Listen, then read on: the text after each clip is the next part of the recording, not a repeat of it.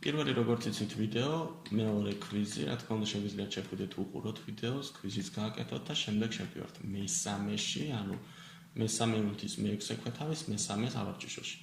დავაწყაბულეთ ამაზე ხელით და ახლა აქ უნდა დაგხვდეს კოდი, რომელიც უნდა გავარჩიოთ. ესე იგი, ეს არის კომენტარი და ეს არის კომენტარი. არ დაგაბნიოთ ამდენმა ტექსტმა.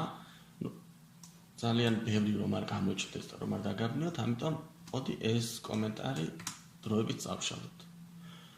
ახლა აქ first, second და third. რას ნიშნავს? პირველი სვლადი, მეორე სვლადი, მესამე სვლადი.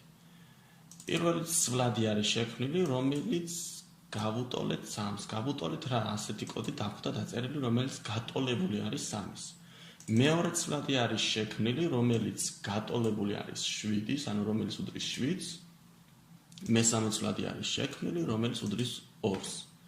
შემდეგი სვლადი არის შექმნილი, რომელიც იღებს შედეგს პირველ სვლადს დამატებული მეორე სვლადი და დამატებული მესამე სვლადი. ხოლო პრინტი ნიშნავს, რომ დაიბეჭდოს აი ამ სვლადში არსებული მნიშვნელობა, ანუ ეს სვლადი იღებს ამ რიცხვების ჯამს და შემდეგ იბეჭდება ჯამი. 3 + 7 10 + 2 12. და აქ უნდა დაიბეჭდოს ახლა, როდესაც რამს დავაწყებით, უნდა დაიბეჭდოს 12. თუ რომელიმე შევცვლით, აი მაგალითად 7-ის მაგივრად დავწერეთ 5. ამ შემთხვევაში უნდა დაიბეჭდოს 10 და ასე შემდეგ.